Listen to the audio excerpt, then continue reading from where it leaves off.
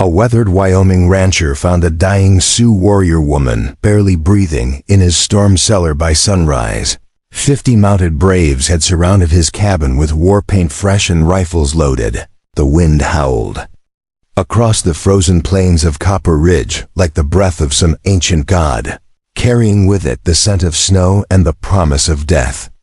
December 1875 had been the harshest winter in memory, and Jeremiah Jed Rollins stood at the frost-covered window of his log cabin, watching the storm tear across his land with the same relentless fury that had once torn through his soul. Before we jump back in, tell us where you're tuning in from, and if this story touches you, make sure you're subscribed, because tomorrow I've saved something extra special for you. At 43, Jed was a man carved from the same unforgiving stone as the Wyoming Territory itself.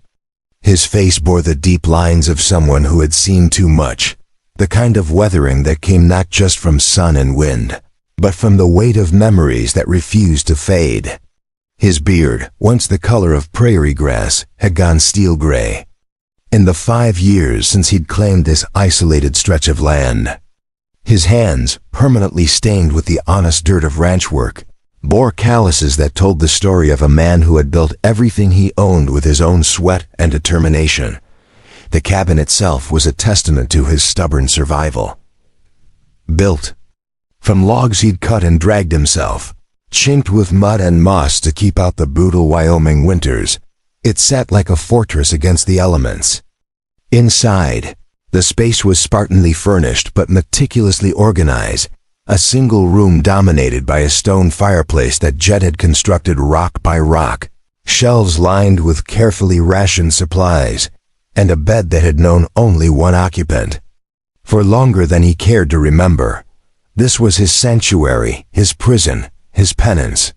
For 5 years he had lived in this self-imposed exile, tending to a small herd of cattle that somehow managed to survive the brutal winters, trading only, when necessary, with the distant town of Millbrook, speaking to no one unless business demanded it. The isolation suited him. After what he had done, what he had seen, what he had failed to prevent in those blood-soaked years of war, solitude felt like the only honest way to live. But tonight, the storm seemed different. It carried a restlessness that made his war-wounded shoulder ache and set his teeth on edge. The cattle had been acting strange all day, clustering together in ways that spoke of some instinctive fear.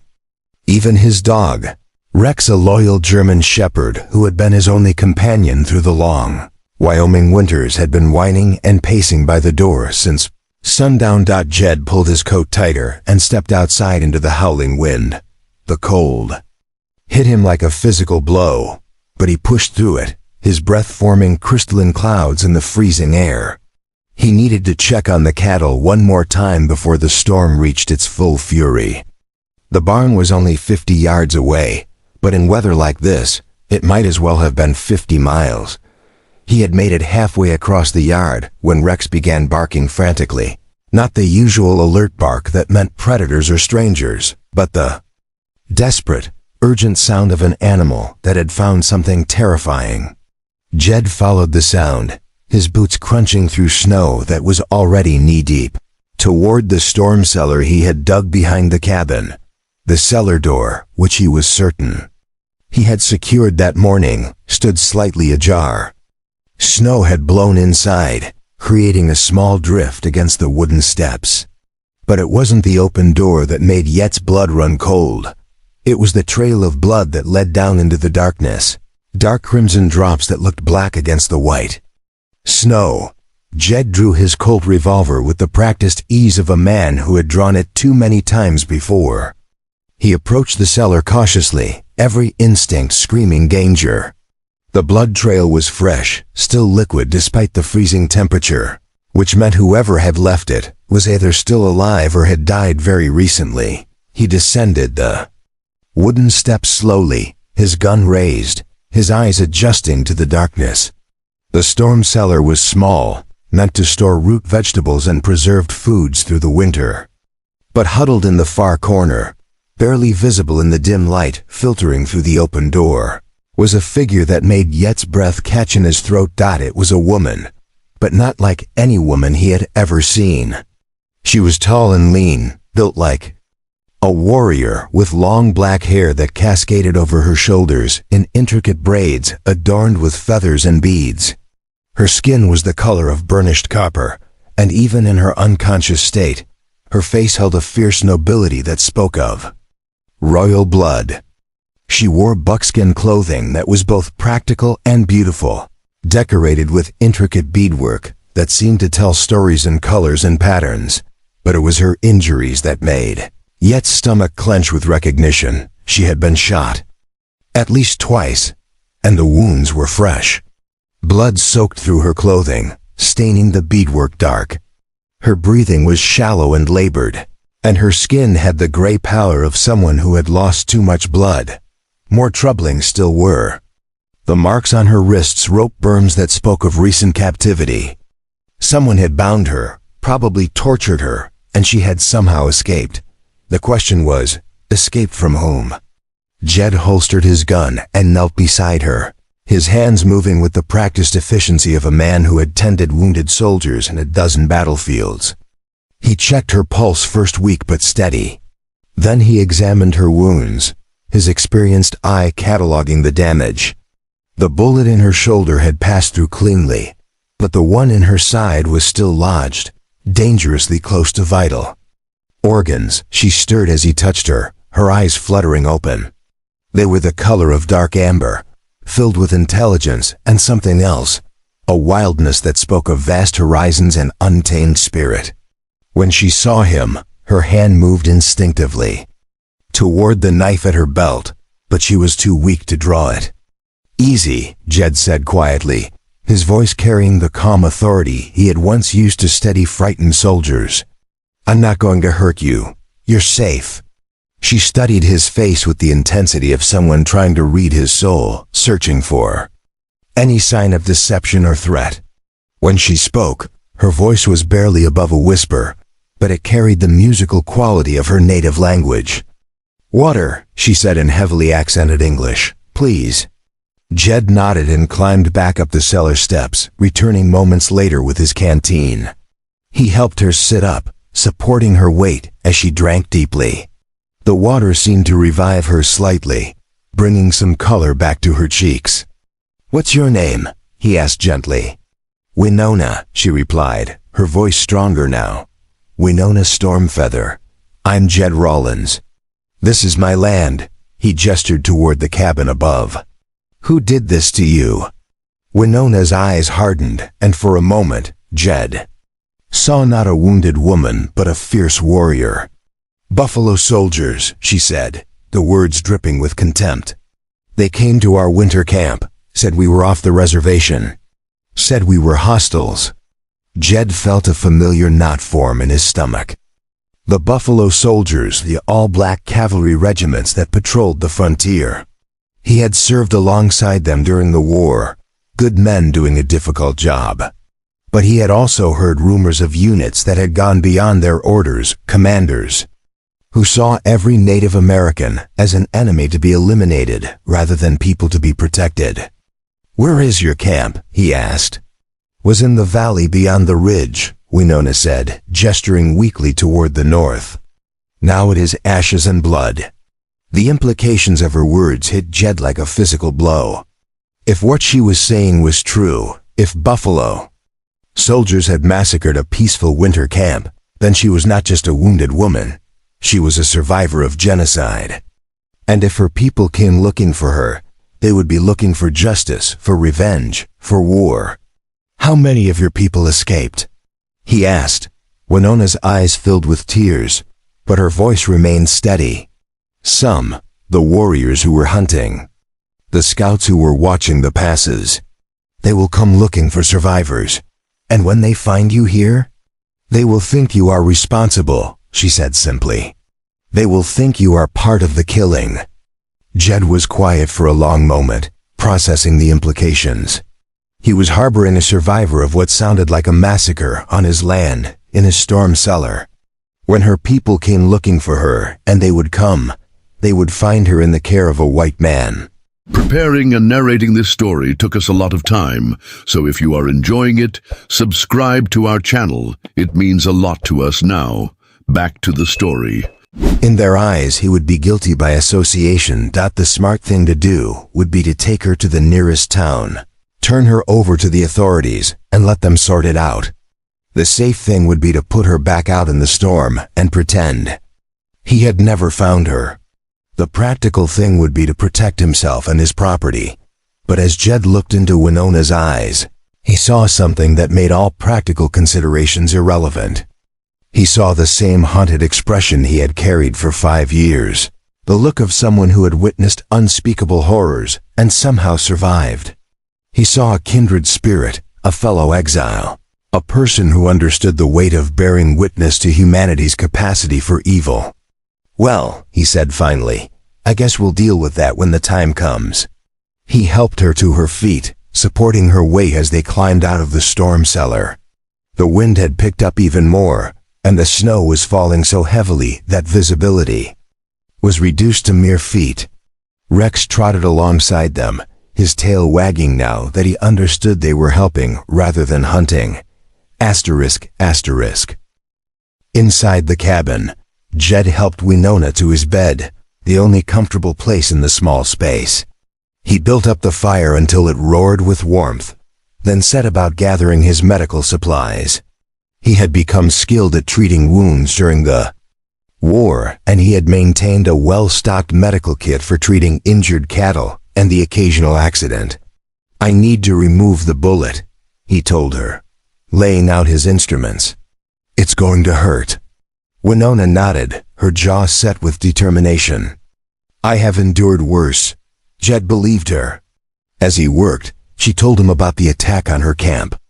Her people, the Lakota, had been living peacefully in their winter encampment, following the seasonal patterns their ancestors had observed for generations. They had not raided, had not attacked settlers, had simply been trying to survive the harsh winter with their families intact. The Buffalo Soldiers had come at dawn, she said, just as the sun was breaking over the ridge. They had not announced themselves, had not given any warning. They had simply opened fire on sleeping families, on elders and children, on anyone who moved. The few warriors who had been awake had fought back desperately, but they had been outnumbered and caught off guard. Winona herself had been captured while trying to help wounded children escape. She had been tied up and questioned about the location of other bands, about weapon caches, about plans for spring raids that existed only in the paranoid imaginations of men who saw warfare in every shadow. "They wanted information I did not have," she said, wincing as Jed probed for the bullet. "When I told them nothing, they said they would make me watch as they killed the children they had captured." Yet's hands stilled for a moment. "What happened to the children?" "I do not know," Winona said, and for the first time, her voice cracked. "I managed to escape during the night. I took a horse and rode until it collapsed. Then I walked until I could walk no more. I must have collapsed near your cellar." Jed found the bullet and extracted it carefully, his hand steady despite the anger that was building in his chest. He had seen enough war to know that atrocities were committed by both sides, but the deliberate targeting of children was a line that should never be crossed. How many soldiers were there? He asked as he cleaned and bandaged her wounds. 30, maybe 40. Led by a man with yellow hair and eyes like winter ice, he wore the uniform of a captain. Yet's blood ran cold. The description matched Captain William Crenshaw, a man he had served with briefly during the war. Crenshaw had been a competent soldier, but a brutal man, someone who seemed to take pleasure in the suffering of others. If Crenshaw was leading unauthorized raids against peaceful camps, then Winona's people were not the only ones in danger. "Do you know where they went after the attack?" Jed asked. "South, toward the fort. They took prisoners, women and children who survived the first assault. The nearest fort was Fort Bridger, 3 days' ride south. If Crenshaw was holding prisoners there, then this was bigger than a single rogue unit. This was a systematic campaign of terror, designed to drive the Lakota off their ancestral lands through fear and violence. Jed finished bandaging Winona's wounds and helped her into a clean shirt from his wardrobe. The garment was far too large for her, but it was warm and dry. He prepared a simple meal of beans and salt pork, sharing it with her by the fire as the storm raged outside. "Why are you helping me?" she asked as they ate. "You do not know me. My people and yours are enemies." Jed was quiet for a long moment, staring into the flames. "I spent 4 years killing people I didn't know," he said finally. "People who had families, who had dreams, who were just trying to get home alive. I told myself it was for a good cause, that I was fighting for freedom and justice." He looked at her, his eyes reflecting the firelight. "But after a while, all that matters is that you're taking lives. And when the war was over, when I came home and tried to go back to normal life, I realized I couldn't. I had seen too much, done too much. So I came here, to this empty place, and I told myself I would never again be part of anything that caused unnecessary suffering. And now I find a woman who has survived something that should never have happened, and I have a choice. I can turn my back and pretend I never saw her, or I can do what I should have done a long time ago, stand up for what's right, regardless of the consequences." Winona studied his face in the flickering firelight. "You know that when my people come, they will not distinguish between you and the men who killed our families. To them, you are white. That is enough. Then I'll have to convince them otherwise." "How?" Jed was quiet for a moment, thinking. "By proving that not all white men are their enemies. By helping you find the children who were taken. By making sure that Captain Crenshaw answers for what he's done." Winona's eyes widened. "You would do this? You would risk your life for people you do not know?" "I would risk my life for what's right," Jed corrected. "Something I should have done a long time ago." Outside, the storm continued to rage, but inside the cabin, something had changed. Two people from different worlds had found common ground. In their shared understanding of loss, of survival, of the weight of witnessing atrocity. They had found in each other not just allies, but something rarer understanding. As the night wore on, Jed kept watch while Winona slept fitfully by the fire. He knew that when morning came, her people would likely arrive. They would come looking for survivors, for answers, for justice. And they would find her in the care of a man whose skin color alone marked him as the enemy. But Jed Rollins had made his choice. For the first time in 5 years, he had found something worth fighting for that went beyond his own survival. He had found a chance at redemption, a way to balance the scales of his past actions. He cleaned his guns methodically, checking his ammunition supply, preparing for whatever dawn might bring. Rex lay beside him, alert and watchful, as if sensing that their quiet life was about to change forever. As the first pale light of dawn began to filter through the storm clouds, Jed heard it, the sound he had been expecting and dreading. The thunder of hoofbeats on frozen ground, the sound of many horses moving with military precision. He looked out the window and saw them coming across the ridge, silhouetted against the gray sky like figures from a nightmare. 50 mounted warriors, their faces painted for war, their weapons ready, their eyes scanning the landscape for any sign of threat. They rode with the fluid grace of men who had been born in the saddle, their horses responding to the slightest touch as if they were extensions of their rider's will. At their head rode a man who could only be their war chief, tall and proud, his face a mask of controlled fury. He carried himself with the bearing of someone accustomed to command, someone who had led men into battle and brought them home alive.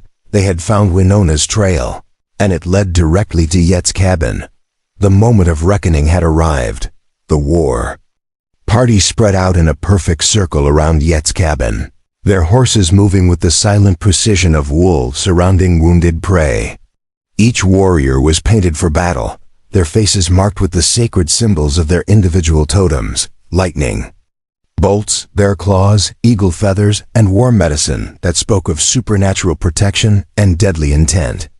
Their weapons gleamed in the pale morning light, war lances tipped with steel points, rifles that had been captured from cavalry units, and traditional bows that could send arrows through a man's heart at 50 paces. Jed stood at his window, watching the tactical deployment with the trained eye of a former military man. These weren't raiders or desperate fighters. They were disciplined warriors operating under strict command structure. Every movement was calculated, every position chosen for maximum tactical advantage.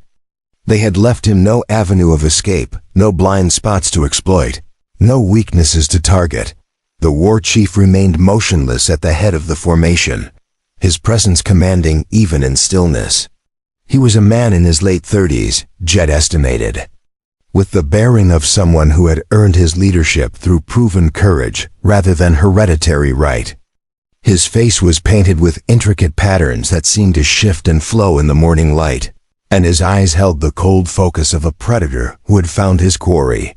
Winona stirred behind him, awakened by the sound of horses and the subtle change in the cabin's atmosphere. She tried to sit up, wincing as her wounds protested the movement. "How many?" she asked, her voice steady despite the pain. 50, Jed replied, still watching the warriors. "Maybe more. They know their business." Winona struggled to her feet, moving to the window beside him. When she saw the war party, her expression changed from concern to something approaching relief. "Dakota," she breathed, and for the first time since he had found her, Jed heard genuine emotion in her voice. "You know their leader?" "He is my brother," Winona said, her hand pressed against the glass. "Dakota Stormfeather, war chief of the Wind River Band. He trained me to fight, taught me to track, showed me how to read the signs of approaching enemies." Jed felt a complex mixture of relief and apprehension. A brother coming to rescue his sister was understandable, even admirable.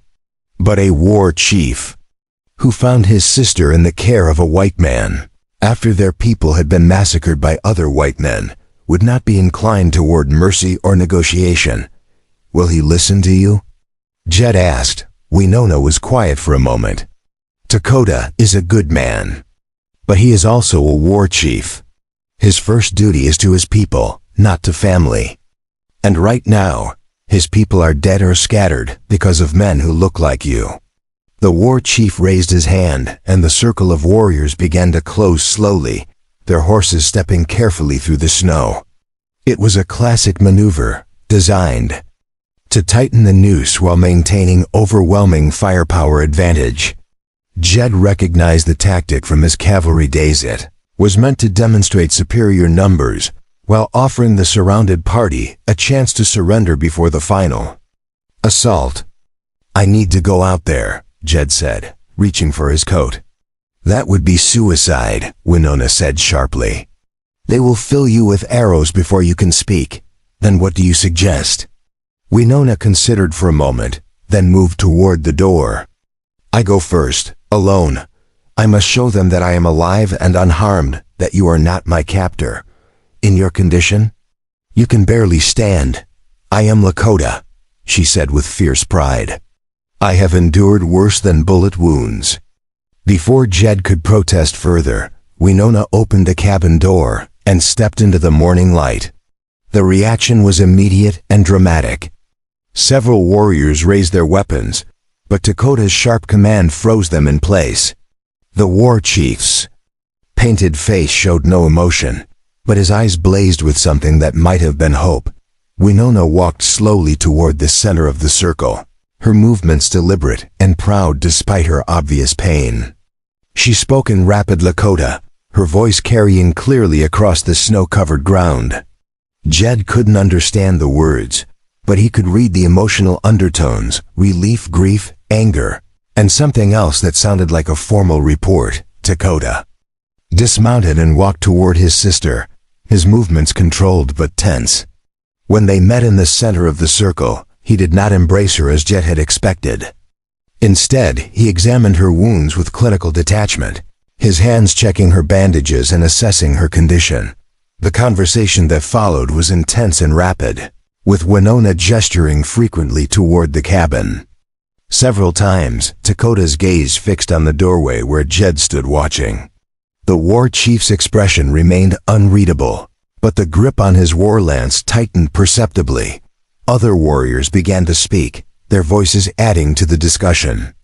Jed caught fragments of English mixed with the Lakota, white man, trap, revenge words that suggested the conversation was not going in his favor. One warrior, younger than the others and painted for war with particular fierceness, pointed directly at Jed and spoke with passionate intensity. Winona's response was equally passionate, her voice rising as she gestured toward her wounds, and then toward the horizon.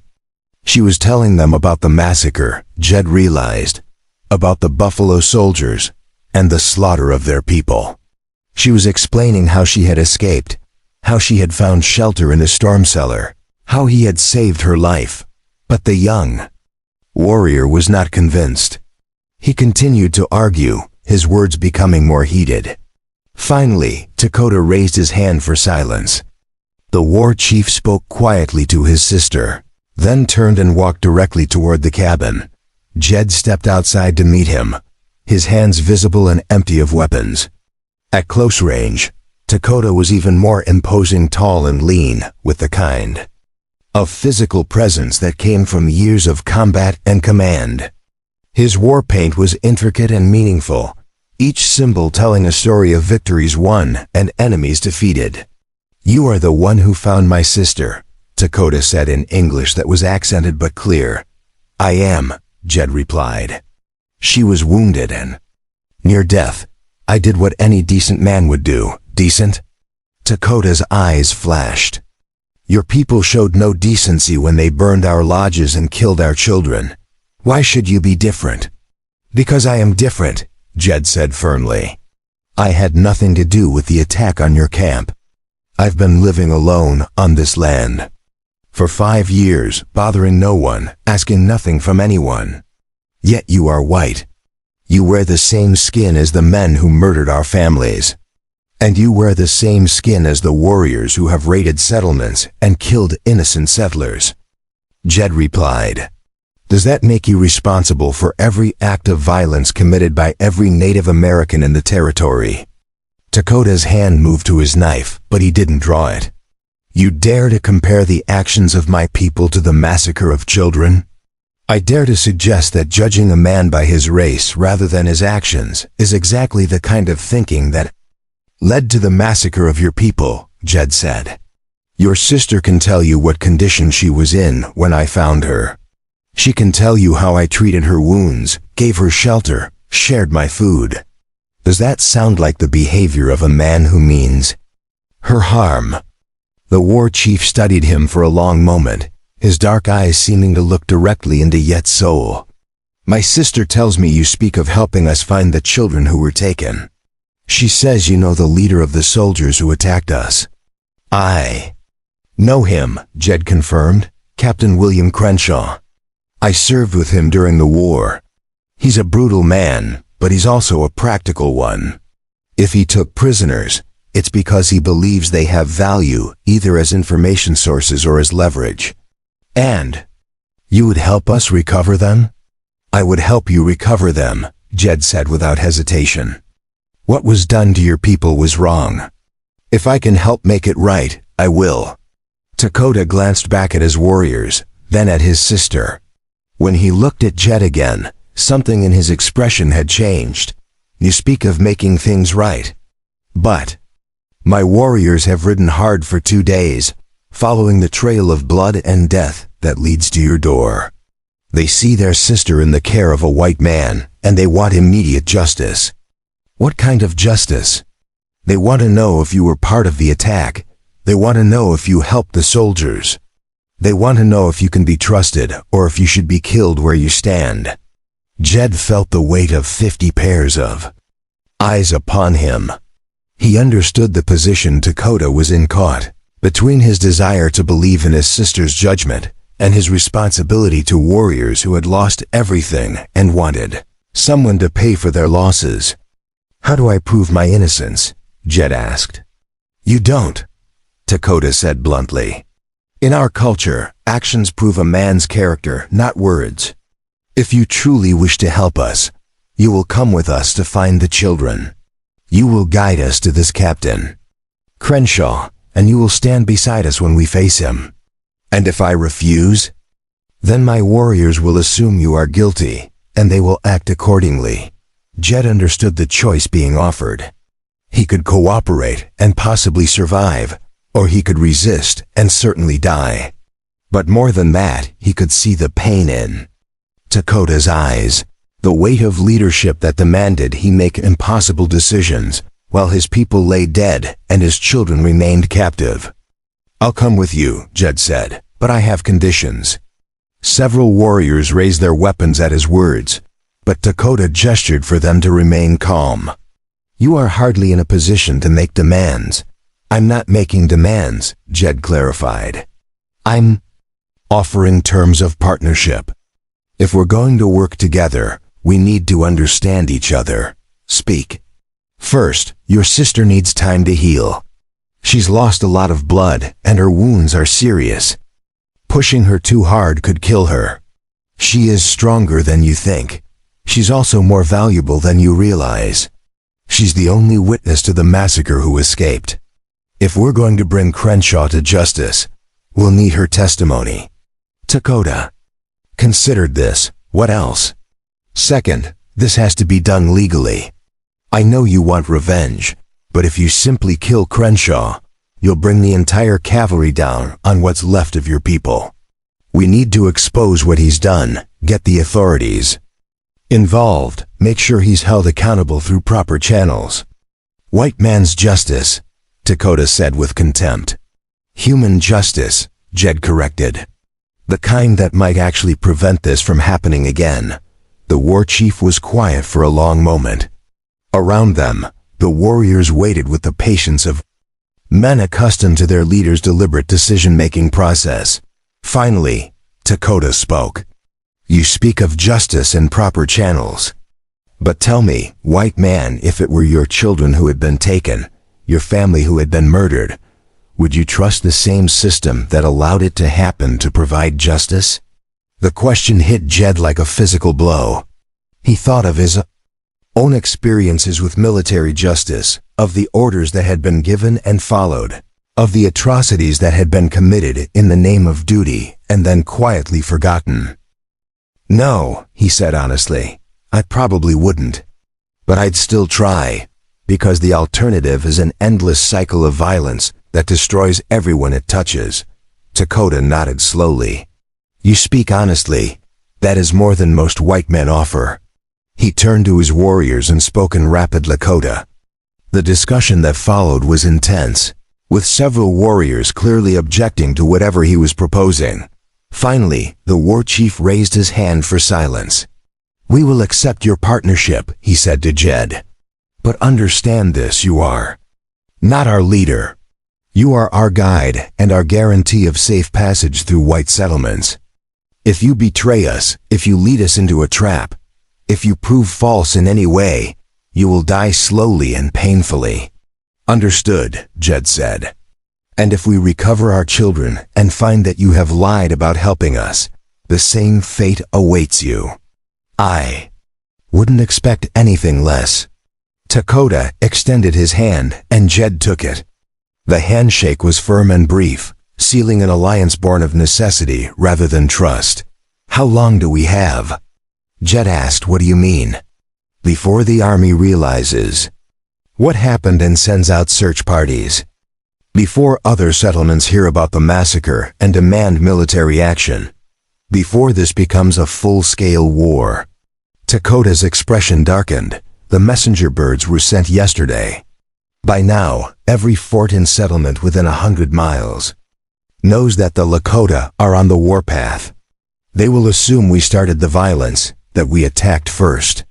Which gives us maybe a week before the territory is flooded with soldiers looking for any excuse to finish what Crenshaw started. Less than that, Dakota said. Word travels fast when it speaks of Indian attacks. The territorial governor will demand immediate action. Jed felt the weight of the timeline settling on his shoulders. A week to find the missing children, expose Crenshaw's crimes, and somehow prevent a full-scale war. It seemed impossible, but he had faced impossible odds before. "Then we leave today," he said, "as soon as Winona is strong enough to travel." "She will be ready," Dakota said with certainty. "She is Lakota.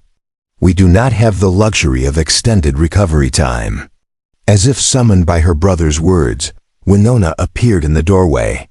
She had changed from Yet's oversized shirt into her traditional clothing, somehow managing to clean and repair the damage from her wounds. She looked pale but determined, every inch the warrior despite her injuries. "I am ready," she said simply. Dakota examined her with a critical eye, then nodded. "We ride within the hour. The trail grows cold with each passing moment." The next hour passed in a blur of activity. Jed packed his essential supplies, loaded his rifle and pistol, and saddled his horse. The warriors broke their circle and reformed into a traveling formation, with scouts ranging ahead and behind to watch for threats. As they prepared to depart, one of the younger warriors approached Jed. This was the same man who had argued so passionately for immediate revenge, and his paint indicated he was a proven fighter despite his youth. "I am Chayton," he said in heavily accented English. "I do not trust you, white man, but I will ride with you because my chief commands it." "Fair enough," Jed replied. "I don't expect your trust. I hope to earn it." "You will not have the chance," Chayton said flatly. "At the first sign of betrayal, I will kill you myself." "Then I'll try not to betray anyone," Jed said. Chayton stared at him for a moment, then turned and walked away. Jed had the feeling that this young warrior would be watching his every move, looking for any excuse to prove his suspicions correct. As the war party began to move out, Jed took one last look at his cabin. For 5 years, it had been his refuge, his sanctuary, his prison. Now he was leaving it behind, possibly forever, to ride into danger alongside people who had every reason to hate him. But for the first time in those 5 years, he felt something he had almost forgotten: purpose. Not the blind obedience to orders that had driven him during the war, but a genuine sense of mission. He was going to help recover kidnapped children, expose the crimes of a rogue officer, and maybe prevent a war that would destroy both peoples. The sun was climbing higher in the sky as they rode south toward Fort Bridger and whatever fate awaited them there. Behind them, the storm clouds were breaking up, revealing patches of blue sky that seemed to promise better weather ahead. But Jed knew better than to trust such omens. The real storm was just beginning. The war party moved across the frozen landscape. Like a ghost army, their horses' hooves muffled by the deep snow that had fallen during the night. Jed rode near the center of the formation, flanked by Dakota and Winona, while scouts ranged far ahead and behind, reading the terrain with skills that seemed almost supernatural to his cavalry-trained eyes. 3 hours into their journey, they found the first sign of what they were hunting. Mop, Dakota's chief scout, raised his hand in a silent signal that brought the entire war party to an immediate halt.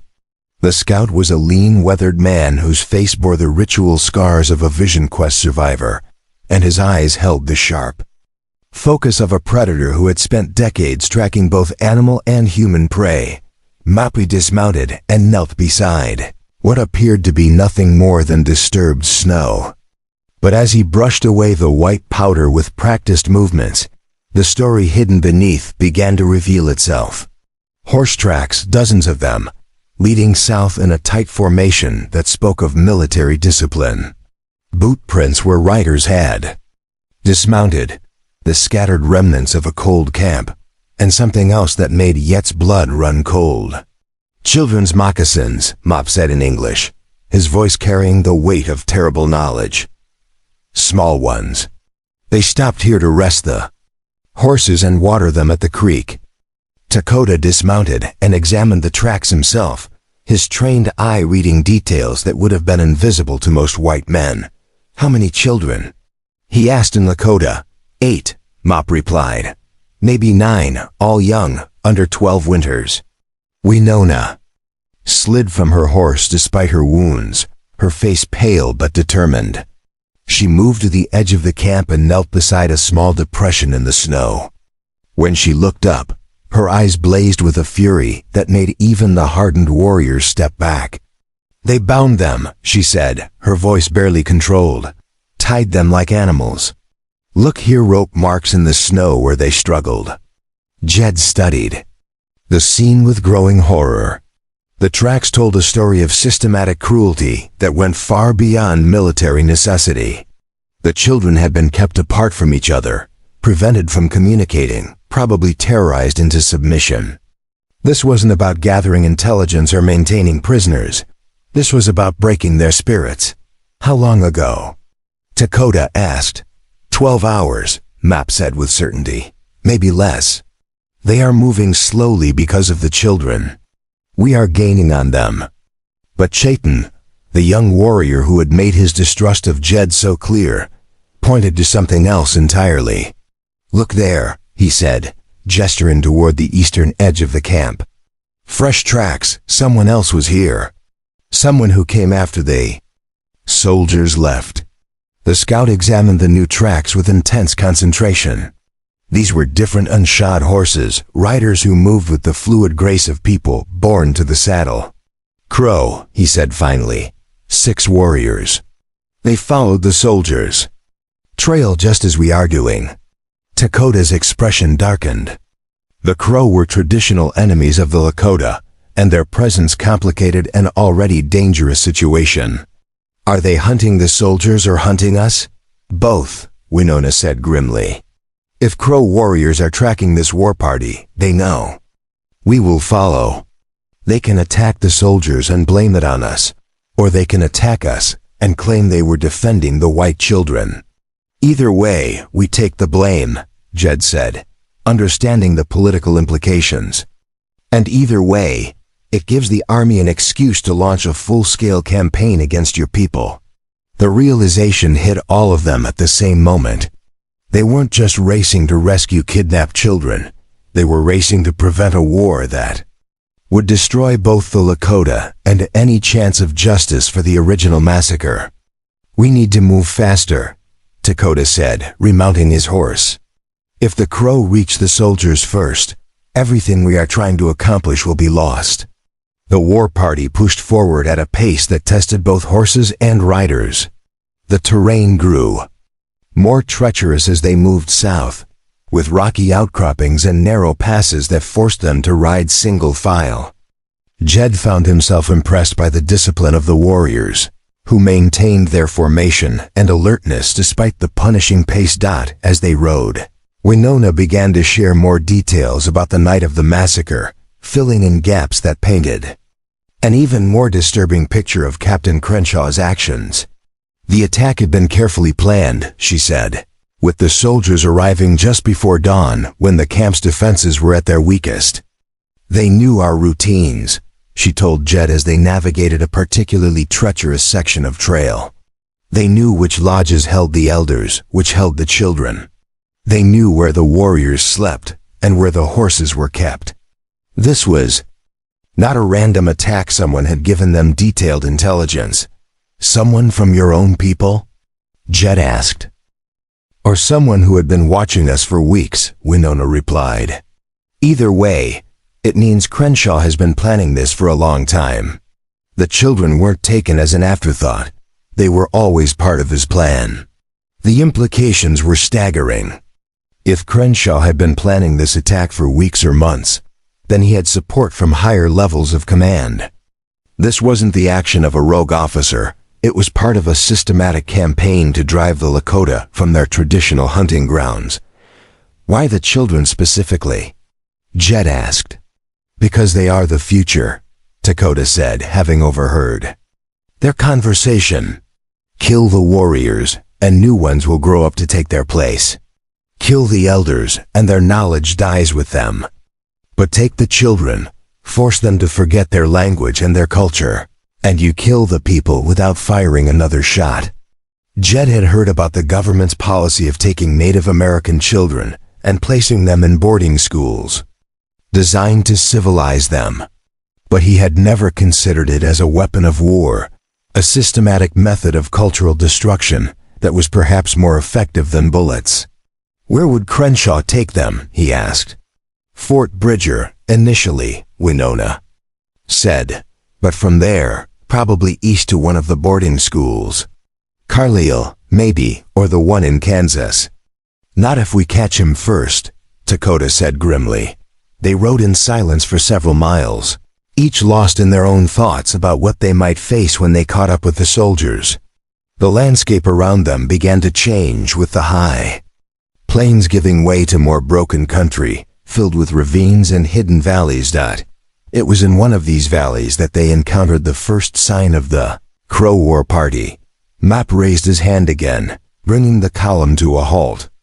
But this time, his expression was different, not the focused concentration of a tracker, but the alert tension of a hunter who had suddenly realized he was being hunted. "We are being watched," he said quietly. The words sent a ripple of tension through the war party. Weapons were checked, positions adjusted, eyes scanning the rim of the valley for any sign of movement. But the Crow were skilled warriors, and they had chosen their observation point well. "How many?" Dakota asked. "Unknown. But they have been following us for at least an hour." Jed studied the terrain with his own military training, trying to spot the watchers. The valley was perfect for an ambush, with high walls on both sides, and limited avenues of escape. If the Crow wanted to attack, this would be the ideal place. "Do we go around?"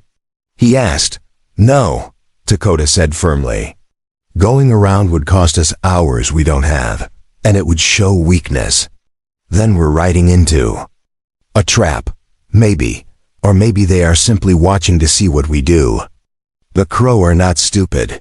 They know that attacking us here would bring swift retaliation." But as they entered the valley, it became clear that the Crow had no intention of attacking. Instead, they revealed themselves in a way that was both dramatic and calculated to send a specific message. 6 riders appeared on the rim of the valley, silhouetted against the sky like figures from a painting. They sat motionless on their horses, weapons visible but not aimed, watching the Lakota War Party with the same intensity that they themselves were being watched.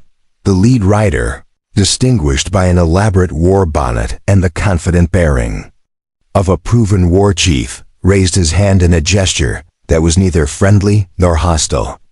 It was an acknowledgement, a recognition of one predator by another. "White Hawk," Dakota said, and there was history in his voice, old conflicts, past battles, grudging respect. "You know him?" Jed asked. "We have fought before. He is a skilled warrior and a clever tactician. If he is here, it is for a reason." White Hawk called out in the Crow language, his voice carrying clearly across the valley. Dakota responded in the same language, and a brief conversation followed. Jed couldn't understand the words, but the tone was formal, almost ritualistic. "What's he saying?" Jed asked. "He says he knows why we are here," Winona translated. "He says the soldiers with our children passed through this valley 6 hours ago. He says they have made camp 15 miles south, near the old trading post. And he says if we attack the soldiers, his warriors will intervene to protect the white children." Jed felt a surge of frustration. "Those are Lakota children, not white children.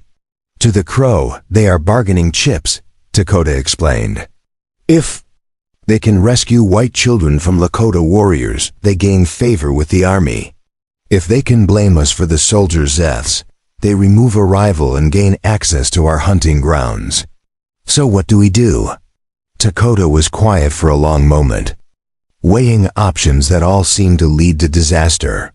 Finally, he called out to White Hawk again, his voice carrying a different tone, not the formal recognition of earlier, but something more personal. The Crow war chief responded, and this time the conversation was longer, more complex. "Other Warriors on both sides began to shift restlessly, sensing that something significant was being negotiated.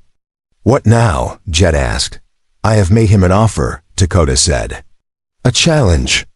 Single combat between champions, with the winner taking the right to rescue the children. And if you lose, then my warriors retreat and the Crow take credit for saving the white children from the savage Lakota.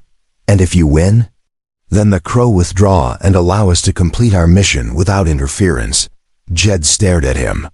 "You're gambling everything on a single fight?" "I am gambling everything on my skills as a warrior," Dakota corrected. "Skills that have kept me alive through 20 years of warfare." White Hawk called out again, and this time his tone carried acceptance. The Crow war chief dismounted and began walking down into the valley, his weapons clearly visible, but his movements non-threatening. "He has agreed," Dakota said, sliding from his horse. "But he has chosen an unusual champion." "Who?" "Himself. White Hawk will fight me personally." The implications were staggering. This wasn't just a fight between warriors, it was a contest between war chiefs, leaders whose skills and reputation had been proven in countless battles. The outcome would determine not just the fate of the rescued children, but the balance of power between the tribes and their relationships with the white authorities. As the two men met in the center of the valley, their warriors formed a circle around them. The rules were traditional hand-to-hand combat with knives, fought until one warrior yielded or died. No interference from either side, no matter how the battle progressed. Jed watched the preparations with growing anxiety. He had seen Dakota fight briefly during their first encounter, but this was different. This was a formal challenge between equals, with everything they had worked for hanging in the balance. "He will win," Winona said quietly, but Jed could hear the uncertainty in her voice. "How can you be sure?" "Because he has to win. Because if he doesn't, those children will disappear forever into the white world, and our people will be blamed for crimes they didn't commit." The fight began with ritualistic formality, both warriors circling each other with the patience of experienced fighters. White Hawk was younger and possibly stronger, but Dakota had the advantage of fighting for something beyond personal glory. He was fighting for the survival of his people. The first exchange was brief and violent, with both men testing each other's reflexes and defenses. Steel rang against steel as their knives met, and both warriors drew back with new respect for their opponent's skill. But as the fight continued, it became clear that this was about more than just physical prowess. Both men were skilled tacticians, using the terrain and the psychology of combat as much as their weapons. They fought with the controlled fury of professionals, each looking for the one opening that would end the contest. The turning point came when White Hawk overextended himself in an aggressive attack. Dakota sidestepped the thrust and brought his knife around in an arc that should have ended the fight. But White Hawk managed to deflect the blade at the last second, taking a shallow cut across his ribs instead of a fatal wound to the heart. The Crow War chief staggered back, blood staining his shirt, but his eyes showed no fear. If anything, the wound seemed to energize him, and he launched a series of attacks that forced Dakota to give ground. The circle of warriors watched in absolute silence, knowing that they were witnessing something that would be remembered and retold for generations. This wasn't just a fight, it was a defining moment in the history of both peoples. As the sun began to set, casting long shadows across the valley floor, both warriors showed signs of exhaustion. They had been fighting for nearly an hour, and the physical toll was beginning to show. But neither man was willing to yield, and the deadly dance continued. Finally, in a move that surprised everyone watching, Dakota suddenly dropped his knife and stepped back, his hands raised in a gesture of surrender. The Crow warriors began to cheer, thinking their chief had won, but White Hawk raised his hand for silence. "Why?" the Crow war chief asked in English, his breathing labored. "Because we are fighting the wrong enemy," Dakota replied, his voice carrying clearly across the valley. While we spill each other's blood, the real enemy escapes with our children. White Hawk studied him for a long moment, then slowly lowered his own knife. You speak of cooperation between enemies. I speak of survival. If we continue to fight each other, we will both be destroyed by those who wish to take our lands and our children. But if we work together, we might save both. The Crow war chief looked at his warriors, then at the Lakota fighters, then back at Dakota. What do you propose? We rescue the children together. You take credit for saving them from the soldiers. My people disappear back into the mountains. Everyone wins except the man who ordered the massacre. It was a brilliant solution, one that gave both sides what they needed while focusing their attention on the real enemy. But would it work? White Hawk was quiet for a long moment, then nodded slowly. It is a good plan. But if you betray me, the war between our peoples will be more terrible than anything that has come before. Agreed, Dakota said. And if you betray me, you will answer to every Lakota warrior who still draws breath. The two war chiefs shook hands, sealing an alliance that would have seemed impossible just hours before. As they did, Jed realized that he had witnessed something extraordinary, not just a fight between warriors, but the birth of a new kind of cooperation between peoples who had been enemies for generations. Now they had to make it work before it was too late to save the children. The abandoned trading post sat like a wound in the landscape, its weathered wooden walls and collapsed roof telling the story of frontier dreams that had died hard. Once, it had been a thriving center of commerce where trappers, traders, and tribal representatives had gathered to exchange goods and information. Now it served as a temporary fortress for Captain William Crenshaw and his 37 buffalo soldiers, with 8 Lakota children held prisoner in what had once been the post's main storage building. Jed crawled through the frozen grass alongside Dakota and White Hawk, the unlikely alliance of war chiefs studying their target through field glasses borrowed from the Crow. The soldiers had chosen their position well. The trading post sat in a natural bowl surrounded by low hills, with clear fields of fire in all directions and a reliable water source from a nearby creek. 12 sentries, Dakota whispered, his breath forming crystals in the frigid air. 4 on each corner, 4 more patrolling the perimeter. They know their business. The children are in the stone building, White Hawk added, pointing to a structure that had been built to withstand both weather and attack. But look at the guards. 2 men with rifles, and they're not watching for escape attempts. They're watching for rescue attempts. Jed studied the layout through his own field glasses, his military training automatically cataloging defensive positions and potential weaknesses. What he saw made his blood run cold. This wasn't a temporary camp, it was a prepared position, complete with reinforced fighting positions and carefully planned kill zones. They're not planning to move the children, he said grimly. They're planning to make a stand here. Why? Dakota asked. Why choose this place for a battle? Jed lowered his glasses and looked at both war chiefs. Because Crenshaw knows we're coming. He's been tracking our movements, probably through scouts we haven't detected. He chose this position because he wants us to attack him here. A trap, White Hawk said, understanding immediately. More than that, Jed replied. Think about it. If we attack and fail, he can claim he was defending himself and the children from savage Indians. If we attack and succeed, he can claim we massacred his men and kidnapped white children. Either way, he gets what he wants: justification for a full-scale war against your people. The implications settled over them like a shroud. They had ridden hard for 2 days, formed an unprecedented alliance between traditional enemies, and risked everything to rescue the children. But they had walked directly into a trap that was designed to destroy them, regardless of the outcome. There has to be another way, Dakota said, but his voice carried the weight of a man who was beginning to understand the true scope of their enemy's planning. There is, came a voice from behind them.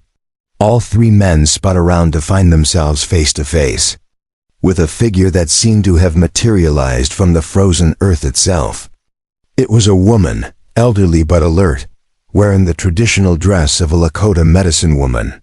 Her face was painted with symbols that spoke of spiritual power, and her eyes held the ancient wisdom of someone who had seen the rise and fall of nations.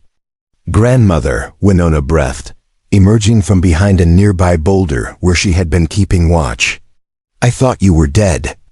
"Death is patient," the old woman replied in accented English. "It will wait for me to finish what needs to be done." Jed stared at the newcomer, trying to understand how she had managed to approach their position without being detected by some of the most skilled scouts on the plains. "Who are you?" "I am T-Win White Buffalo Woman," she said, her voice carrying the authority of someone accustomed to being obeyed. "I am the keeper of the sacred bundles, the guardian of the old ways, and the grandmother of the children you seek to rescue." "How did you find us?" White Hawk asked, his tone respectful but wary. "I have been following the soldiers since they left our destroyed village," T-Win replied. "I have seen their plans, heard their conversations, learned their weaknesses. And I have discovered something that changes everything." She gestured for them to follow her to a more sheltered position among the rocks.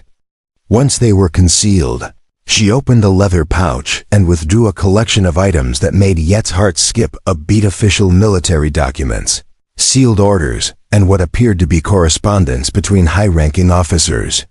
"Where did you get these?" he asked, examining the papers with growing alarm. "I took them from the soldiers' command tent while they slept," T-Win said simply. "I am old, and old women are invisible to young warriors. They did not think to guard against a grandmother." The documents told a story that was even more disturbing than Jed had imagined. The massacre at the Lakota camp had not been the impulsive action of a rogue officer. It had been part of a carefully orchestrated campaign designed to provoke a war that would justify the complete removal of all Native American tribes from the Wyoming Territory. "Look at this," Jed said, showing Dakota. A letter bearing the seal of the territorial governor. "Orders to create conditions that will necessitate decisive military action against hostile Indians." It's signed by Governor Morrison himself. "And this," Whitehawk added, examining another document. "A telegram from the War Department authorizing extreme measures to secure the safety of white settlers. They're not just condoning what Crenshaw did, they ordered it." But it was the final document that revealed the true scope of the conspiracy. A detailed plan for the systematic elimination of tribal presence in the territory, complete with timetables, resource allocations, and specific targets. The massacre at the Lakota camp had been just the beginning. They planned to hit every major band between here and the Montana border, T-Win said. The Crow, the Shoshone, the Arapaho, all of them. And they're going to use each attack to justify the next one. "How long do we have?" Dakota asked. "The next attack is scheduled for tomorrow night," the old woman replied. "Against the Crow winter camp in the Bear Lodge Valley." Whitehawk's face went pale. "That's where my people are. My wives, my children, they're all there." "Which is why you must choose," T-Win said, her eyes moving between the two war chiefs. "You can rescue the children here and now, or you can return to save your own people, but you cannot do both." The dilemma was perfectly crafted to destroy their alliance. If Whitehawk chose to save his own people, Dakota would be left with insufficient forces to rescue the children. If he chose to stay and help with the rescue, his own family would be slaughtered. Either way, Crenshaw's larger plan would succeed. "There is a third option," Jed said slowly, an idea forming in his mind. "But it's dangerous, and it requires us to trust someone we have every reason to hate." "Speak," Dakota said. "We don't attack the soldiers," Jed explained. "We join them." The silence that followed was deafening. Both war chiefs stared at him as if he had suggested suicide. "You want us to surrender?" Whitehawk asked, his voice dangerous. "I want us to infiltrate, Jed corrected. Think about it. Crenshaw knows me from the war. If I rode into his camp claiming to have captured 2 war chiefs and offering to help with his campaign, he might believe it. And then what? Dakota asked. Then we expose his plans. We get evidence of the conspiracy. We rescue the children, and we prevent the next massacre all at the same time. By pretending to be his ally, Whitehawk said, understanding the plan's implications. By being his. A lie just long enough to destroy him, Jed replied. But it means you'll have to trust me completely. You'll have to let me bind your hands, take your weapons, and deliver you to the man who ordered the death of your people. The 2 war chiefs exchanged glances, and Jed could see the internal struggle in their eyes. Everything in their training, their culture, their personal honor rebelled against the idea of submitting to their enemy, even temporarily. It could work, T-Win said quietly, but only if the deception is perfect. One mistake, one moment of doubt, and you will all die. And if we refuse? Dakota asked. Then the children die, your people die, and Crenshaw wins, Jed said bluntly. This is the only way to save everyone. Whitehawk stood and walked to the edge of their hiding place, staring down at the trading post where his enemies waited. In my culture, he said finally, there is no greater shame than to submit to one's enemy. But there is also no greater sin than to let innocent children suffer for the sake of personal honor. He turned back to face them. I will do this thing. But know that if you betray us, I will spend my dying breath ensuring that you regret it. And I will help him, Dakota added, his voice carrying the same deadly promise. Understood, Jed said. But remember, once we're inside that camp, we're all dead if anyone suspects the truth. We have to be convincing. T-Win reached into her pouch and withdrew several small objects, pieces of carved bone and colored stones that seemed to glow with their own inner light. These are war medicine, she said, handing one to each man. They will give you the strength to do what honor cannot. The next 2 hours were spent in careful preparation. Jed cleaned and loaded his weapons, rehearsed his story, and tried to mentally prepare for the most dangerous deception of his life. The war chiefs allowed themselves to be bound with authentic-looking restraints that they could break if necessary, but that would pass casual inspection. As the sun began to set, painting the sky in shades of red and gold, Jed mounted his horse and prepared to lead his prisoners into the enemy camp. Behind him, Dakota and Whitehawk sat on their horses with the perfect posture of defeated warriors, their faces showing no emotion. Remember, Jed said quietly, no matter what happens, no matter what you hear, don't break character until I give the signal. And what is the signal? Dakota asked. You'll know it when you see it, Jed replied, hoping he was right. The ride down to the trading post felt like the longest journey of Yet's life. Every step brought them closer to a man who had ordered the massacre of innocents, who had planned the systematic destruction of entire peoples, who would kill them all without hesitation if he suspected their true purpose. As they approached the perimeter, a sentry called out a challenge. Halt! State your business. Jed Rawlins, late of the 7th Cavalry, Jed replied, using his military bearing to project confidence. I have a message for Captain Crenshaw. The sentry studied him suspiciously. What kind of message? The kind that requires 2 war chiefs as proof of good faith, Jed said, gesturing to his prisoners. Now get your captain. He's going to want to hear what I have to say.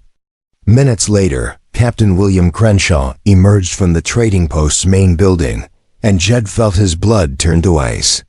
The man had changed little since their last meeting, still tall and lean, with the kind of pale eyes that seemed to look through people rather than at them. His uniform was immaculate despite the frontier conditions, and his movements held the controlled precision of someone who had never doubted his own authority. Jed Rawlins, Crenshaw said, his voice carrying a mixture of surprise and suspicion. I heard you'd gone native, living alone in the wilderness like some kind of hermit. I had, Jed replied. Until these two showed up at my door with 50 warriors, demanding I guide them to you. Seemed like a good time to remember which side I'm on. Crenshaw's eyes moved to the bound war chiefs, and Jed saw something that chilled him to the bone knot. Just satisfaction, but anticipation. This man was looking forward to what he planned to do to his prisoners. Dakota Stormfeather and Whitehawk, Crenshaw said, as if greeting old friends. I've been hoping we'd meet again. You know them? Jed asked. Oh yes, Crenshaw said with a smile that held no warmth. They've been thorns in my side for years. Always one step ahead, always managing to avoid the traps I set for them. But not this time. He gestured to his soldiers who moved to surround the prisoners. Take them to the stone building with the other savages. I'll deal with them later. Actually, Jed said, I was hoping we could talk first.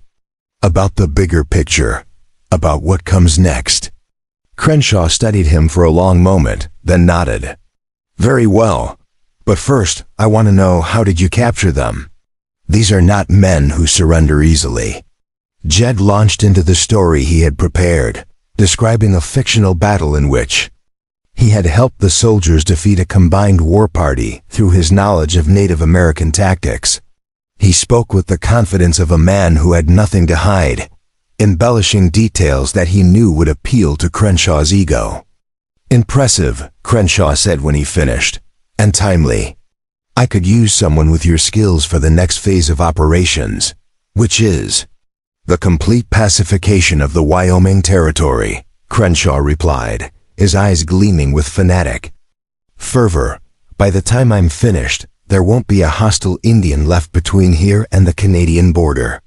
As Crenshaw outlined his plans, Jed felt sick to his stomach. This wasn't just about land or resources, it was about the systematic destruction of entire peoples, carried out with the cold efficiency of a military campaign. And somehow, he had to stop it while maintaining his cover as an enthusiastic ally. The game of deception had begun, and the stakes could not be higher. The interior of the trading post's main building had been transformed into a makeshift command center that spoke of long-term occupation rather than temporary use. Maps covered every available wall surface, marked with colored pins that indicated troop movements, supply lines, and target locations. A telegraph key sat on the central table, its brass fittings gleaming in the lamplight, connected to wires that snaked through holes drilled in the log walls to reach the temporary antenna outside. Captain William Crenshaw moved through this space like a man in his element, his pale eyes constantly scanning the tactical displays as he outlined his vision for the pacification of the Wyoming Territory. Jed sat across from him at a rough wooden table, nursing a cup of coffee that had gone cold while he listened to the detailed description of systematic genocide disguised as military strategy. The key is coordination, Crenshaw was saying, using a brass pointer to indicate positions on the largest map. Hit multiple targets simultaneously before they can warn each other or coordinate a response. Each attack justifies the next, creates momentum that becomes unstoppable. And the children? Jed asked, forcing himself to sound interested rather than horrified. What's their role in all this? Crenshaw's smile was the kind that predators wore when discussing prey. They're the perfect propaganda tool. White settlers see rescued children and think about their own families. They support whatever measures are necessary to prevent future atrocities. Meanwhile, the tribes see their own children in government custody and know that resistance is futile. Clever, Jed said, though the word tasted like poison in his mouth. But what happens when the territorial governor gets wind of the methods you're using? Governor Morrison? Crenshaw laughed, a sound devoid of humor. He's the one who authorized the extreme measures in the first place. As long as the results justify the means, he doesn't care about the details. The captain moved to a locked cabinet and withdrew a bottle of whiskey, pouring generous amounts into 2 glasses. To the future of American civilization, he said.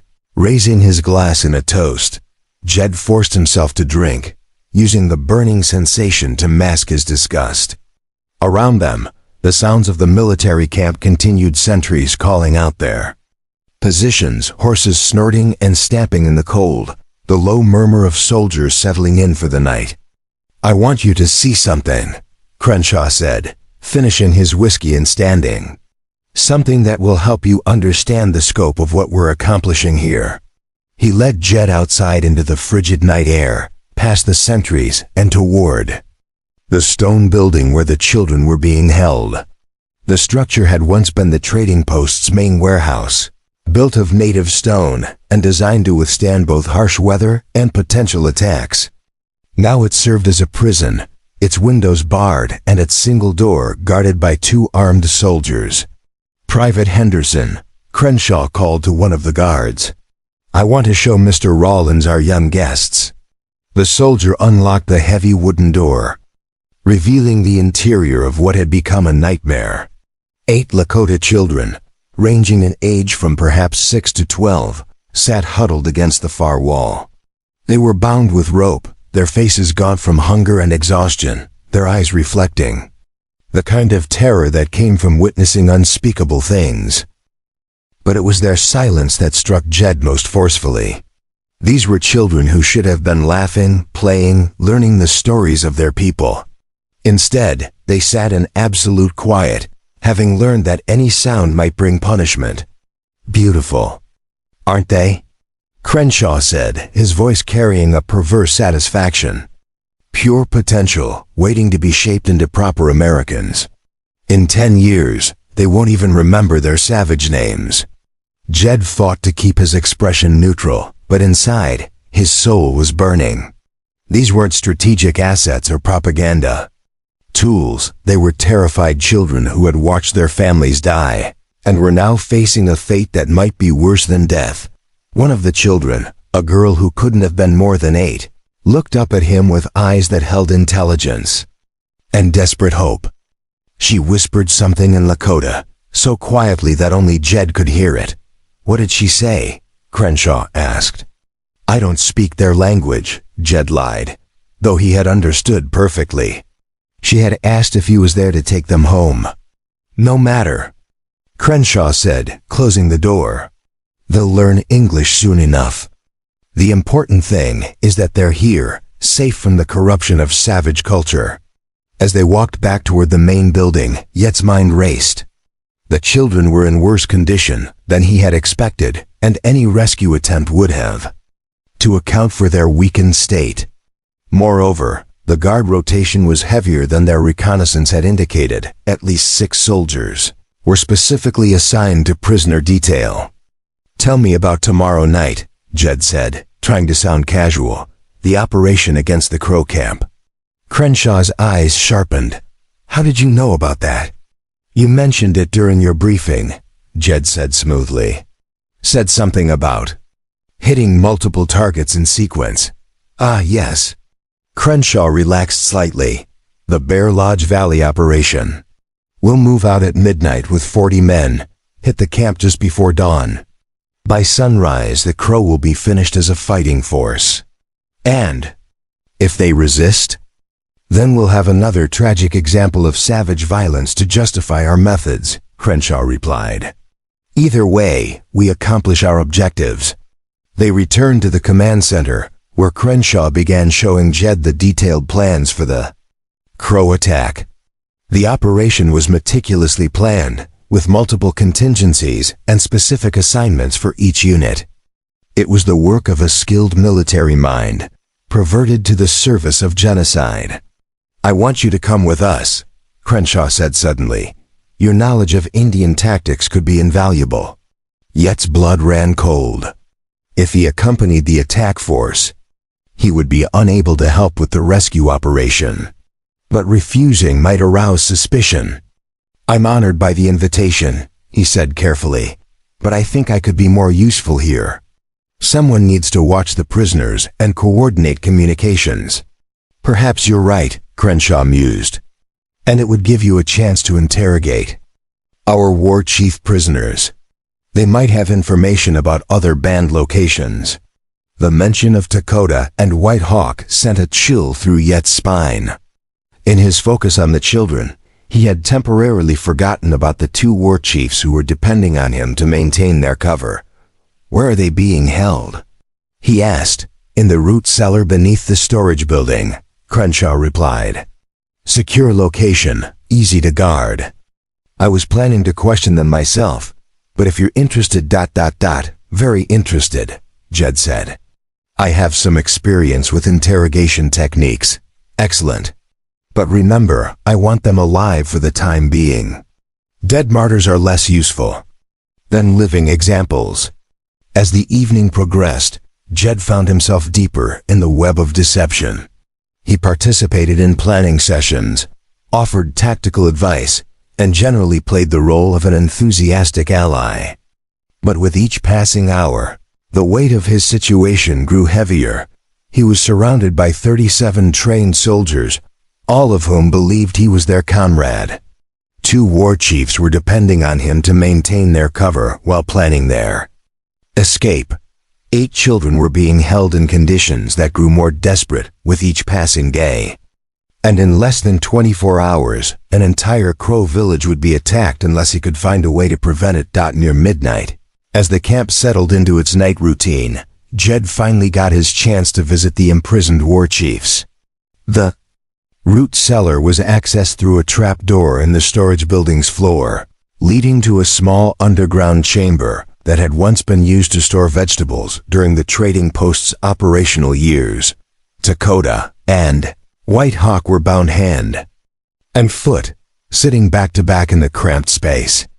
Both men showed signs of rough treatment, bruises on their faces, torn clothing, the kind of minor injuries that came from being handled without care by men who saw them as less than human. Are you all right? Jed whispered, keeping his voice low enough that the guards above couldn't hear. We have been better, Dakota replied, his voice steady despite his circumstances. But we are alive and unbroken. What have you learned?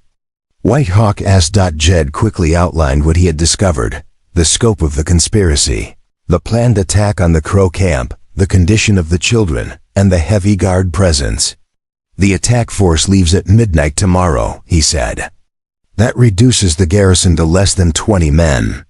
It's our best chance. And my people? White Hawk asked, his voice tight with concern. I'll find a way to warn them, Jed promised. But first, we need to get you out of here and rescue the children. How? Dakota asked. We are bound, guarded, and surrounded by enemies. I'm working on that, Jed said, though he wasn't sure how. But I need you to be ready. When the opportunity comes, we'll have to move fast. There is something else, White Hawk said. We overheard the guards talking. They plan to move the children tomorrow morning, before the attack force returns. Something about a train from Cheyenne.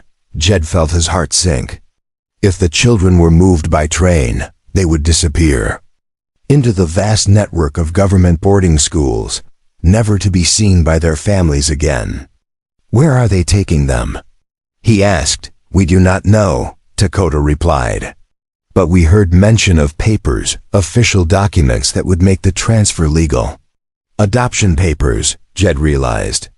They're going to claim the children are orphans. Place them with white families who will raise them as their own. The implications were staggering. Not only would the children lose their families and their culture, but they would be legally prevented from ever returning to their people. It was cultural genocide with the full backing of the law. We have to stop this, Jed said. All of it. The transfer, the attack, everything. With what army? White Hawk asked. We are 3 men against 37 trained soldiers. We have other allies, Jed said, thinking of Winona and the medicine woman. And we have the element of surprise. They trust me. For now, Dakota said. But trust is a fragile thing. One mistake, one moment of suspicion, and we are all dead. Jed was about to respond when he heard footsteps above. Someone was approaching the storage building, and he could hear voices getting closer. I have to go, he whispered. Be ready." He climbed out of the root cellar just as the door opened, revealing Private Henderson and another soldier. "Mr. Rollins," Henderson said, saluting. "Captain Crenshaw wants to see you in the command center." "Of course," Jed replied, fighting to keep his voice steady. "Lead the way." As they walked across the compound, Yet's mind raced. Had someone seen him talking to the prisoners? Had his cover been blown? Or was this simply another aspect of Crenshaw's planning? The command center was bustling with activity despite the late hour. Officers were studying maps, enlisted men were checking equipment, and the telegraph key was clicking steadily as messages flowed in and out of the camp. "Ah, Jed," Crenshaw said, looking up from a conversation with his lieutenant. "I'm glad you're here. We've received some disturbing intelligence." "What kind of intelligence?" "It seems there's been some kind of alliance formed between the Lakota and Crow bands. Our scouts report unusual movement patterns, joint war parties, the kind of coordination we've never seen before." Jed felt his stomach drop. Their earlier meeting with White Hawk had been observed, and now Crenshaw was putting the pieces together. "That's concerning," he said carefully. "What do you think it means?" "I think it means our timeline has been accelerated," Crenshaw replied. "We can't afford to wait for the planned attack schedule. We need to move against all remaining hostiles immediately." "All of them?" "Every band, every village, every group of 2 or more fighting age males," Crenshaw said, his eyes blazing with fanatic fervor. "We're going to end this once and for all." The captain turned to his assembled officers. "Gentlemen, we're implementing Operation Final Solution. All units will move out at dawn. Leave no survivors who might carry tales of revenge to the next generation."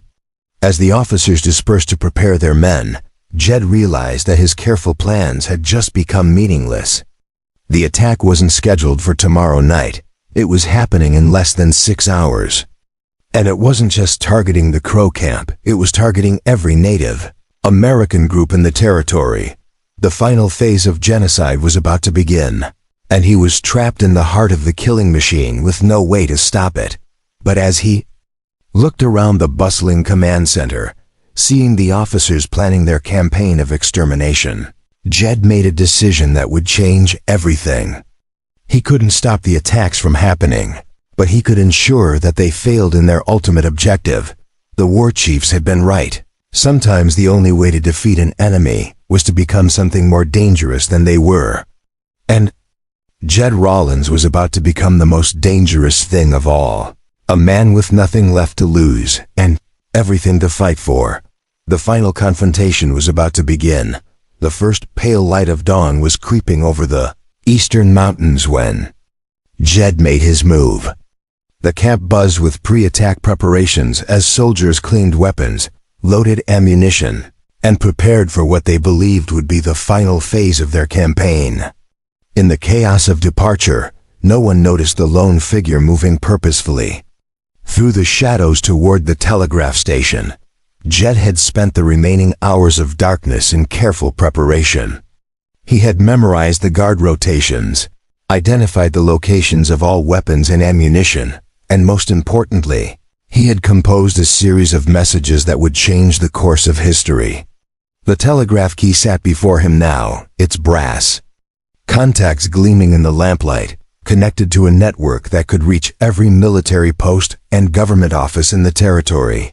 His fingers moved across the key with practiced precision, tapping out the first message in the military code he had learned during his cavalry days.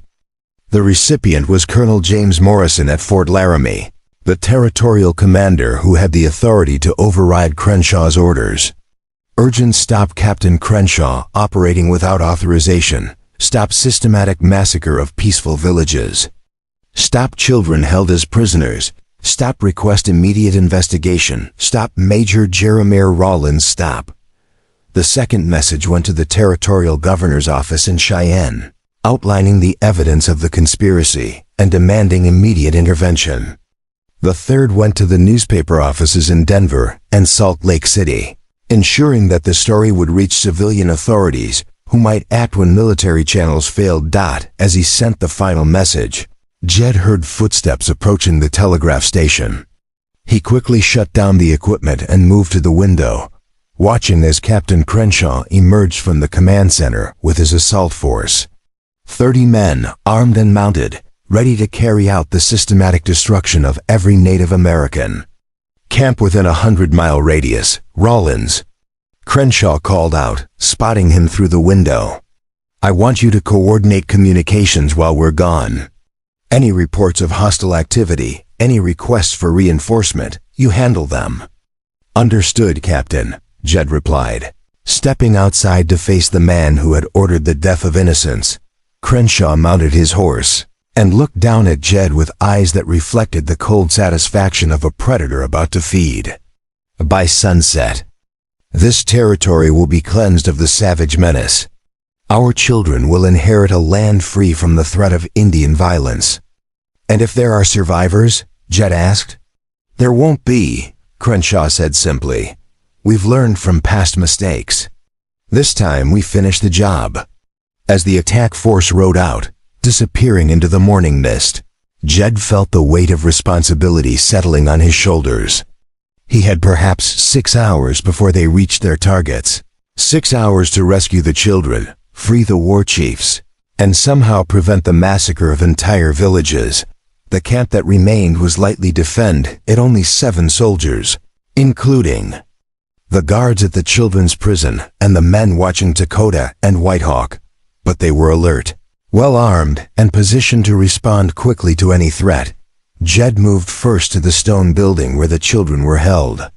The guards recognized him as Crenshaw's trusted ally, nodding respectfully as he approached. "Captain's orders," he said, showing them a forged document he had prepared during the night. "The children are to be moved to the root cellar for security during the operation." The guards studied the paper, their faces reflecting the confusion of men asked to follow orders that seemed unusual but came from legitimate authority. "Why the root cellar?" one of them asked. "Because it's more secure," Jed replied, using the tone of voice he had once employed to command soldiers in combat. "If there's a counterattack, we don't want the prisoners caught in crossfire." The logic was sound enough that the guards accepted it. They unlocked the door and began moving the children, their small forms seeming even more fragile in the morning light. Jed watched as they were herded toward the storage building, noting with satisfaction that the transfer would bring them close to where the war chiefs were imprisoned. As the last child disappeared into the storage building, Jed made his next move. He approached the remaining guards with the casual confidence of a man who belonged in their world. "Men," he said, "I need volunteers for a special assignment. Captain Crenshaw wants scouts posted on the ridges to watch for hostile movement." 2 of the guards immediately volunteered, eager to prove their dedication. Jed sent them to positions on the opposite side of the valley, as far from the trading post as possible while still maintaining the illusion of security. That left 5 soldiers in the camp, including the 2 guards at the storage building. Odds were still overwhelming, but they were better than they had been an hour earlier. Jed walked to the storage building and descended into the root cellar, where he found not just the war chiefs but also the 8 children, all crowded into the cramped underground space. The sight that greeted him was heartbreaking. Terrified children, clinging to each other while 2 proud warriors sat bound and helpless. "It's time," he whispered, pulling out a knife to cut their restraints. "The guards?" Dakota asked, rubbing his wrists as circulation returned to his hands. "Handled," Jed replied, though he knew that handled was an optimistic description of their situation. As the war chiefs regained their mobility, Jed turned his attention to the children. They looked at him with a mixture of hope and terror, understanding that something significant was happening, but not sure whether it meant salvation or greater danger. "We're going to get you out of here," he said in Lakota, having learned enough of the language during his years of isolation to communicate basic concepts. But you need to be very quiet and very brave." The oldest child, a boy of perhaps 12, nodded gravely. "We will not make noise," he said in English. "We want to go home." "That's exactly where we're taking you," Jed promised. But as they prepared to leave the root cellar, the sound of approaching horses reached their ears. Through the small window, Jed could see a dust cloud on the horizon, riders approaching fast. "Reinforcements?" Whitehawk asked. "Or the cavalry response to my telegraph messages," Jed replied. "Either way, we need to move now." They emerged from the root cellar to find the camp in chaos. The remaining guards had heard the approaching riders and were scrambling to defensive positions, assuming they were under attack. In the confusion, no one noticed the small group moving toward the horse corral. Jed and the war chiefs worked quickly to saddle horses for the children, lifting the smallest ones onto the animals and ensuring that each child was secured. The horses seemed to sense the urgency of the situation, standing calmly despite the chaos around them. "Where do we go?" Dakota asked, swinging onto his horse. "First, we warn the villages," Jed said. "Then we get these children to safety, and Crenshaw? He'll get what's coming to him," Jed replied grimly. "But our priority is the innocents." As they prepared to ride out, one of the guards finally noticed what was happening. "Hey!" he shouted, raising his rifle. "Stop right there." The war chiefs reacted with the lightning speed of men who had spent their lives in combat. Whitehawk's thrown knife took the guard in the shoulder, spinning him around and sending his rifle flying. Dakota's war cry split the morning air as he charged another guard, knocking him unconscious with the butt of a captured weapon. "Go!" Jed shouted, firing his pistol at the remaining guards to keep them pinned down. "Get the children out of here." The war chiefs needed no further encouragement. They rode out of the camp with the children, their horses' hooves thundering against the frozen ground as they headed toward the safety of the mountains. Jed followed, but not before making one final gesture of defiance. He tossed a lit torch onto the hay storage, watching as flames began to consume the supplies that would have sustained Crenshaw's campaign of genocide. As they rode hard toward the first village on Crenshaw's target list, Jed felt something he hadn't experienced in years, the satisfaction of fighting for something worth dying for. Behind them, smoke rose from the burning trading post, marking the end of one chapter and the beginning of another. The approaching riders turned out to be a cavalry unit from Fort Laramie, led by Colonel Morrison himself. The colonel's face was grim as he surveyed the burning trading post and the evidence of Crenshaw's unauthorized activities.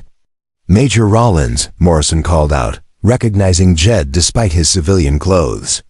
"Your telegraph message reached me just in time. Where is Captain Crenshaw?" "Leading an attack force against peaceful villages," Jed replied. "You need to stop him before he commits mass murder." Morrison's expression darkened. "How many men does he have?" 30, maybe more. "They're hitting multiple targets simultaneously." "Then we'll need to split our forces," Morrison said, turning to his officers. "Send riders to every village in the territory. Warn them and offer protection. The rest of us will track down Crenshaw." As the cavalry divided and rode off on their missions of mercy, Jed found himself alone with the war chiefs and the rescued children. The immediate crisis was over, but the larger questions remained. "What happens now?" Dakota asked. "Now we rebuild," Jed said. "We find a way to live together without killing each other. And if we cannot?" Jed looked at the children, who were beginning to smile for the first time since their ordeal began. "Then we keep trying until we get it right. These little ones deserve better than a world built on hatred and fear." In the days that followed, the true scope of Crenshaw's conspiracy became clear. The captain and his surviving men were arrested and court-martialed. Governor Morrison was forced to resign when his involvement in the plot was revealed. The territorial legislature passed new laws protecting Native American rights and establishing a framework for peaceful coexistence. Most importantly, the children were reunited with their surviving family members. The joy of those reunions, the tears of grandparents who had thought their grandchildren were lost forever, the laughter of children who had found their way home, these were the moments that made everything worthwhile. Winona, who had been waiting, with T-Win at a safe distance, emerged from the mountains with news that would change everything. The old medicine woman had used her influence with other tribal leaders to create an unprecedented alliance, not just between traditional enemies like the Lakota and Crow, but between all the remaining bands in the territory. The people are united, she told Jed as they watched the children play in the meadow where they had made their camp. For the first time in memory, we speak with one voice, and that voice says, no more war. The alliance had immediate practical benefits. When Colonel Morrison's cavalry arrived at the various villages that Crenshaw had targeted, they found not scattered, vulnerable camps but organized, unified communities that were prepared to defend themselves, while also offering opportunities for peaceful negotiation. The would-be massacres became diplomatic meetings. The planned genocide became the foundation for a new kind of relationship between the government and the Native American peoples of the territory. But it was, yet personal, transformation that provided the most powerful example of what was possible. The man who had spent 5 years in isolation, consumed by guilt and self-recrimination, had become a bridge between worlds. His actions had saved not just 8 children, but potentially thousands of lives. You could have stayed hidden, Dakota said to him one evening as they sat around a campfire, watching the children tell stories in the flickering light. You could have remained safe in your cabin, bothering no one, asking nothing from anyone. I tried that, Jed replied.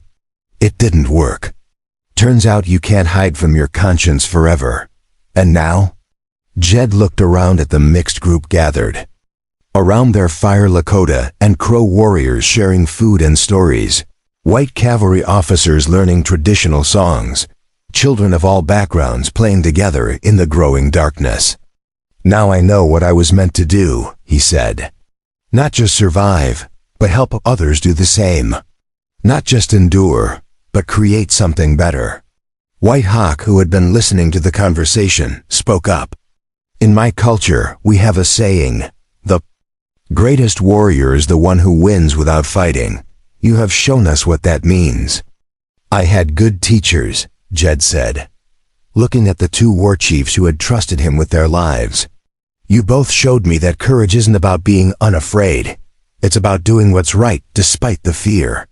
As the fire burned lower and the children began to drift off to sleep, Jed felt a peace he had never known before.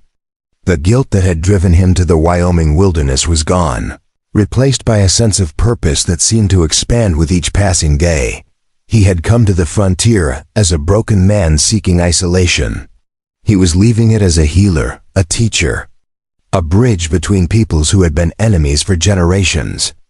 The transformation was complete, but the work was just beginning. In the months that followed, Jed would establish his school, work with tribal leaders to create lasting peace agreements, and help raise a generation of children who saw cooperation as normal and hatred as the exception. The lone rider had found his way home at last, not to a place, but to a purpose. And in the end, that made all the difference. The water he had given to a wounded woman had become a river of change that would flow for generations. The simple act of kindness had grown into something that would reshape the American frontier forever.